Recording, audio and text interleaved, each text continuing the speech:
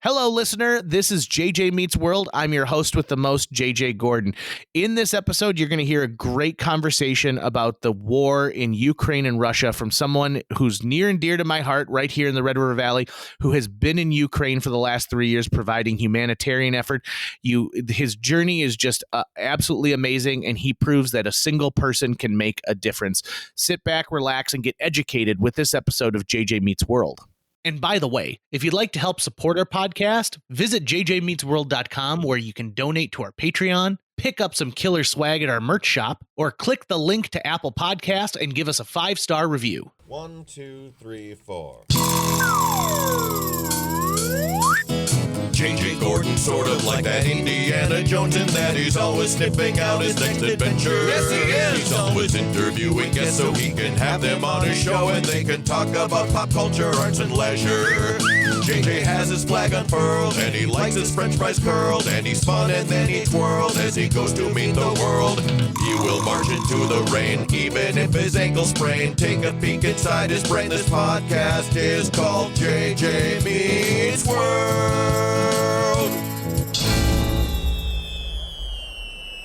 Mark J. Lindquist in the studio. Here I am. I hear you're coming, and I immediately was like, I got to reach out and see if we can get him in the studio. Appreciate you, sir. Glad to be back in Fargo-Moorhead. Well, it's good to have you back. And have you made a stop down to Ortonville? Yep, was down at Mom and Dad's place down in the good old hometown of Ortonville, Minnesota. Dad's 79 years old, building a new house on the farm. Oh. And so I pitched in all I could there, but he is just hard charging down there. Okay, so let's catch up with where Mark J. Lindquist is right now. Yes, sir. Because so many great things. We've had a lot of great chats with you over the years. People might have seen you singing the national anthem at events across the country. In fact, I tell people all the time about that little thing that you made at Office Max where you've got the lyrics on your finger. Sheet. Yeah. And an amazing public speaker as well. You're doing some of that while you are here. And for the last few years, you have been providing aid to Ukraine. And this is kind of where our story picks up. So let's go back to when you first make your way to Ukraine. Sure. It's been 3 years plus now. Of course, the war kicks off over there, the full-scale invasion. And I, like many veterans from the United States military, decided that this was a mission that we needed to contribute to. And so have been over there now doing aid runs, deliveries, fundraising, and support for the last 3 years. And the story, it really hasn't changed. It is a story of lack of supply, an 800,000 person, million-man army over there. The world hasn't given enough, right? We're still trying to get these guys tourniquets. You know, the world hasn't figured out how to supply this army with tourniquets. It blows my mind. And so it falls to the private citizen. It falls to the NGO, the nonprofit, the local little guy that is trying to raise money based on the needs that they hear from the frontline soldiers. And so that's what we've been doing for 3 years. I'll go back on Saturday to Ukraine, actually Poland on Saturday, and pick up a 15-car convoy and $1 million worth of medical supplies, aid, and fire trucks, ambulances, etc., that we're driving to Kyiv. And so the mission continues. There was a time when we were collecting toothbrushes, right? Yeah. And we were happy to send you with a backpack full of toothbrushes. Sure.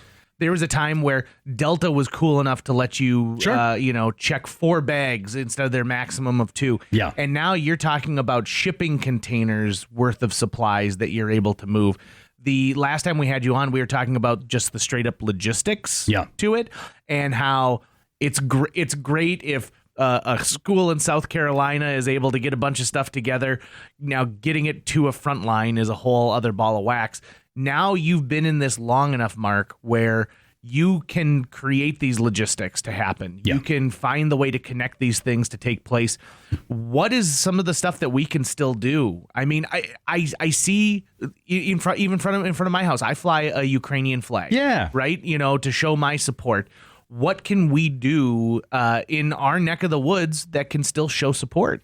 Well, I think it's a couple things. Number one, this kind of conversation that might spark people's thoughts about Ukraine and maybe would then lead to them wanting to help, right? Because let's be honest. I mean, the world is full of all kinds of distractions and things that we can worry about or care about. And Ukraine, understandably, in other countries in the world, might not be number one. right? So we understand that. Ukrainians understand that. But if there is a moment to have a conversation with friends or around a coffee table about Ukraine, and then that leads to how you can help, the main way to help is still money, right? And I know a lot of charities probably that's what you hear, that money solves the problem better than any other avenue, but that the logistic challenge that you just referenced is it doesn't pay for me to take almost anything from America anymore and bring to the European continent. I can source it in Europe. I can source it in Ukraine. The military-industrial support complex has there's no factor, maybe 10x, 20x since the beginning of the full-scale invasion. They've figured out how to build and obtain the things they need in country. So with some simple cash, I can go to the local supplier, negotiate a good deal, and get the supplies for the guys that I want. Now, save for, let's say, night vision is hard to get. That's an ITAR controlled item, that you can't move across international borders without certain licenses. But most of the things that we need, for example, the ambulances and the fire trucks and the cars that we're getting into Ukraine next week, they're coming from Helsinki, Finland, because of Finland's laws about which cars you can drive and need inspections and all this. It just happens to be one of those countries that has a surplus of 4x4 vehicles that these guys need. And so we just happen to have a guy that lives in Helsinki. That's the connection we made. Point being, everybody who's still operating as a volunteer over in Ukraine has their avenue of their supply chain that they utilize. And we had to figure that out at the very beginning. And now we have, reliable avenues that we use. And so we bring it in. If it's not sourced in Ukraine, we bring it in from Eastern Europe. Let's talk about your group itself, because you go over there kind of blind, right? Yeah. Like knowing that you're going to show up. You have a former military background yourself. Thank you for your service to our country. And that certainly has helped in this situation, I would imagine, because you understand the logistics of war. Mm-hmm. Even though, as our CBS military analyst has said, this is closer to World War I than it is to other modern warfare in a lot of ways. But tell me about the group that you find. Are they mostly Americans? Is it a melting pot of other cultures? Mostly a melting pot. Of course, when you hear English on the street, or when you are in the chat channels and other English speakers are there, Americans gravitate to one another. Then veterans gravitate to one another inside that group. But yeah, it's people from all over Europe. At one point, I think I had counted. This was probably August or September of 2022. I just had decided to count how many people I had met from how many different countries. And it was like 27 different countries. Wow. I had met volunteers from Australia, from South Korea, from Taiwan, and then all over Europe. And then, of course, Americans and Canadians. And so, it's just a bunch of do-gooders out there realizing that this is something that in 80 years we're going to still be talking about. Because how many times during this full-scale invasion of Ukraine have we referenced World War II? Or World War I. Yes. Right? Yes. We always make those comparisons. Constant. So I believe that in 80 years from now, we will still be talking about this war between Russia and Ukraine because of the consequence of it, if it were to get out of hand, because of the nature of the warfare being an artillery trench war. The civilian aspect, I think, is also a massive part of this story. The fact that my God, I mean, we're talking about cities that are constantly hearing air raid sirens and are constantly having to worry about this. And like you were just, we were chatting before we started recording, like anecdotally, but the amount of people who have just accepted this as life going forward, and they, every time the siren goes, they don't go down to a bomb shelter because they're on their way to a meeting. And in a weird way, it kind of feels like that second year of COVID where we were taking things seriously, but still at the same time we were like, well, life does have to go on. Well, I think you're nailing it, because you have to come up with some sort of analogy or comparison that Americans would kind of understand, because we are not fighting an artillery war on American soil right now. So what I have often said is, okay, on 9/11, nobody went back to work, or maybe we took a day off, for a few days and tried to get our bearings, right? But if 9/11 happens every day, eventually you got to go back to work, right? Eventually life has to go on. This has been going on since 2014 in the eastern part of Ukraine, and now full scale since 2022. So what you see, the reality on the ground in Ukraine, in Kyiv, let's say, Kyiv is a city the size of Minneapolis, St. Paul, the same blueprint or same footprint and population. So if there's a missile on the way to Kyiv, which happens every single day, the air raid sirens go off. Now, the air raid sirens go off if there is a missile in the air in the region, right? So let's say a 5-county region. That's kind of the comparison. A 5-county area. If there's anything, any projectile in the air, that air raid siren will go off. That thing might land in a village 50 miles outside of Kyiv, but you still get alerted because you don't know where that missile is headed, right? So that means every single day, every other hour, you're hearing the air raid sirens. At first, of course, everybody didn't know what to expect, and they ran for shelter. And good on you if you do. But if you're walking down Krashatik in Kyiv, the main street, like Hennepin Avenue in Minneapolis, the air raid sirens go off and nobody thinks twice. You continue to your meeting, you continue drinking your coffee, because you're seeing kind of what the human spirit can endure, what we can adapt to, and realizing that it's almost, what's the word for it? It's almost like this acceptance that what will be, will be. I cannot stop a missile from hitting where I'm sitting drinking coffee in Kyiv, so I'm just going to accept this is my new reality and continue on living. Can you imagine the mental health implications of what this is going to do going forward? It's scary. We know our veterans coming home, having suffered PTSD, and in the wars that we've been involved in, and it will be tenfold for the Ukrainians because they're living in trench warfare. They're having to line the tarp that they sleep on. They dig their foxhole, and they put their sleeping mat down. They put their sleeping bag, and they're living in a foxhole or a trench. The tarp that they put over themselves to camouflage, they have to line with soil and dirt. Why? Because of white phosphorus, JJ, that will burn through the tarp, but white phosphorus won't burn through dirt. It's these kinds of traumas that I don't know if a Western country has any experience with this, because the World War I and World War II veterans are almost gone. And so, but then, yes, like you said, the civilian populace is also experiencing this trauma. Kids that in the schools, they are mandated to go to the shelter when the air raid sirens go off. So daycares, orphanages, I support an orphanage north of Kyiv where they're all special needs individuals, many of them in wheelchairs.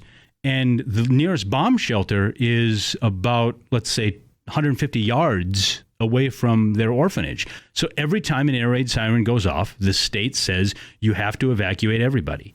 And so all these special needs individuals, some of them who might not have a full understanding of what's going on, are having to rush to a bomb shelter 150 yards away 3 times a day.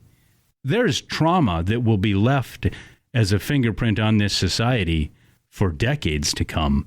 And that's why I think... For generations. Let's face it, generations, right?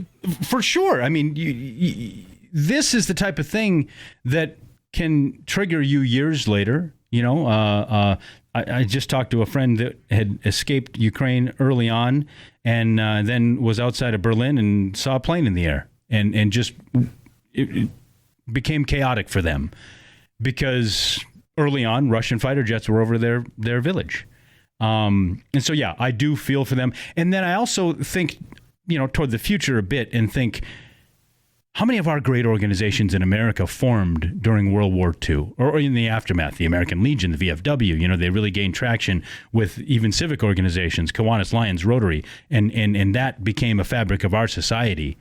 And that's what we're going to need to do in Ukraine, is the Western world will need to support the Ukrainian society to build these organizations, which provides support to the people in need who have suffered such trauma, who have suffered, battlefield PTSD. So it's even if the fighting ends today, the work is far from over in Ukraine. Let's talk about what you're seeing, what you're doing, what you're living right now. So you're bouncing back and forth. The majority of your time is spent in Europe, right? I mean, like in Ukraine. You're bouncing around. Yep. Like when you actually get across the pond, you're over there. But you do make some treks back here. You've had a chance to speak at many different functions, and I know that this becomes a part of you. Yeah. I mean, heck, I saw you holding court outside of a Texas roadhouse one day, giving people just like the full meal deal of like what's going on and how you're living your life. But let me talk a little bit about your personal experience. Yeah. And you just tell me if you want me to cut this out. But like you met someone as part of this, and that to me is one of those stories that is sort of tragically beautiful, right? Well, I think about it like this. Yes, so I have a wonderful girlfriend over there, and we met volunteering, and she's a psychotherapist doctor over there. And I was telling Mom the other day that in all this conversation about our differences, and I think, there've been differences that have divided people in America and in all the world these days. But what a great story of unity, of what's sameness is not a very intelligent word to use, but that we are. But it's an understandable similar. word. Right. It's an understandable word. And that I would go to. I've been single, my whole life. Never married, no kids. I go over and I start to help a country in need, and I meet another human being on the other side of the planet who didn't grow up where I grew up. In fact, she grew up in post-Soviet Ukraine.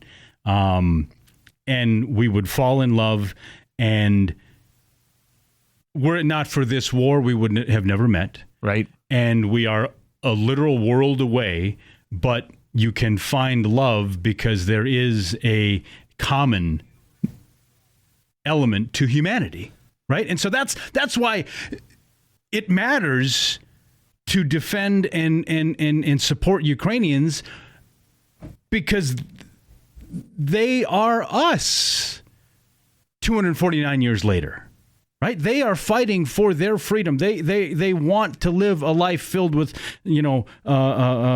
their dreams and their hopes and their future, just like Americans have. And that's what our story is. That's their story lived out today. And so it's a story of the common bond of people, right? And that's what keeps me over there is these are people who deserve our help. I mean, I can't wait to read the book. It's going to be so good. It's going to be so good when I get a chance to finally read that. Okay, Mark, let's wrap it up here. Let's talk a little bit about this. Like you said, conversations help, right? Yeah. So you get together at that barbecue, you enjoy, being out there, being with friends and family. Now's a great opportunity to have that question of like, hey, are we doing something? Are we having that conversation? Do you even understand what's going on? Because I think war fatigue is something that this used to be the front of every single show, every single news network was running it nonstop. And now it's every now and then, right. And every now and then, and then it's talking about, are we going to do something for mineral rights? Yeah. And those type of things. But let's keep it focused on the fact that these are people. This isn't a war taking place in the middle of nowhere. This is a war that's taking place in front of people's homes. This is a war that's claiming generations of people away. And it means more to me than I think I would have known right when this started. Sure. Like when this war started, I didn't, I thought, well, that's across the globe. Yeah. It really doesn't have anything to do with me, but it does, because we are part of one people on this planet. And that, I think, is a good reminder that people just need to hear. And I think about the fact that, this is a big war. I mean, people don't understand the size and scale of it. 2 million people in Russia and 1 million people in Ukraine fighting against each other over a border that extends from New York to Dallas. I mean, it's a gigantic war. Russia firing 10 to 20,000 artillery shells into Ukraine every single day. It's large. And I think about the fact that these Ukrainians are sacrificing everything, much like we honor our veterans, and much like this weekend we will remember the fallen heroes of our military. There's so much similarity between the themes of why we're honoring fallen heroes of our military on Memorial Day this weekend and what Ukrainians are doing today is that if I, an American veteran, recall time in the Middle East, remember, I wasn't there with a gun. I was there with sequins and jazz hands, doing a morale mission in Afghanistan and Kuwait. But when I remember, my time over there and talking to soldiers in Afghanistan, I think to myself, well, kind of the whole idea is that the American military goes other places on earth to keep the war where it is, to keep it away from our shores, to keep it, away from this side of the world. And Ukrainian soldiers are doing that for us now. And if you're looking for a reason to support Ukrainians and in your conversations around the Memorial Day barbecue this weekend, I think that's one of them that you might mention, is that in place of an American soldier wearing an American flag on his or her camouflage, a Ukrainian soldier is out there holding back Russia from being on freedom's doorstep. Where is freedom's doorstep? It's the EU. It's the people who live like Americans live. Because remember, we beat back the British Empire. We gave the world the example that a society and government could live free. And the rest of the world said, well, I want to as well. And democracy spread all over the earth. And it is now spread in Ukraine because they realized they don't want to live like the Soviet Union. They said, I want to be more like Europe. And they fought a revolution for that in 2014. And they're fighting for it today. And so that's why American veterans like me go over there and support these Ukrainians, is because they're doing the job in our stead. Mark, you're doing great things. You're changing the world, and you've been changing the world for a long time, and we appreciate it. And thanks for all that you do. If someone is listening to this right now, they heard the call to action, they want to do something, is there a way they can follow you, find out what you're doing? They want to maybe give to a cause that you're supporting. Sure. Our partner nonprofit is called Zero Line, so it's zeroline.org. If you feel compelled to take some action and donate $20 to help me buy a tourniquet over there, we would love that. That's zeroline.org. When I get back to Poland on Saturday, I'll join a 15-vehicle convoy with 4x4 vehicles, fire trucks, ambulances, medical supplies. It's about $1 million worth of aid, and that's what we do. Over there is we bring these supplies from Eastern Europe and get it into Ukraine in the hands of the right people. And so we'd be honored if people feel compelled to support. What does your passport look like nowadays? Oh, man. So my first passport that I brought over there in 2022, what has it got? It's got 25 pages in it. I ran out of room. I had to go to the embassy in Kyiv and get a new passport. And so I think I have something like 152 stamps in the passport, having crossed the Polish border, getting aid over and over again. And so... it's I don't know if there's a contest or something, but I would enter and see if I could win. Passport bingo, you've already got it. Mark J. Lindquist, just one of the best people out there. If you ever get a chance to see him sing the national anthem, it is unlike anything else you're ever going to see. Thank you so much for the work that you're doing, and thanks for giving me your new cell phone number, too. I kind of feel honored when you're like, hey, updating my cell phone number, putting you on the list. And I was like, oh, boy, I feel part like of the I really club. made it at this point. So thanks so much Mark. for having me. That's going to wrap it up for today's show. If you enjoyed this episode and would like to help us continue to produce new episodes each week, visit jjmeetsworld.com, where you can donate to our Patreon, pick up some swag at the merch shop, or follow our link to Apple Podcasts and leave us a 5-star review. You can also follow us on social media. We're on Facebook, Instagram, Twitter, YouTube, all the sites the cool kids are using these days. JJ Meets World is produced every week by Tucker Lucas. You can find out more about Tucker's work by visiting moonbasemaria.com. If you want to get in touch with your host with the most, check out linebenders.com, where you can find direct contact info for JJ or booking information. After this conversation, I got a Ukrainian flag that I hang outside of my house because I feel like I want to be one of those people like Mark J. Lindquist. If we could only just be a little bit better.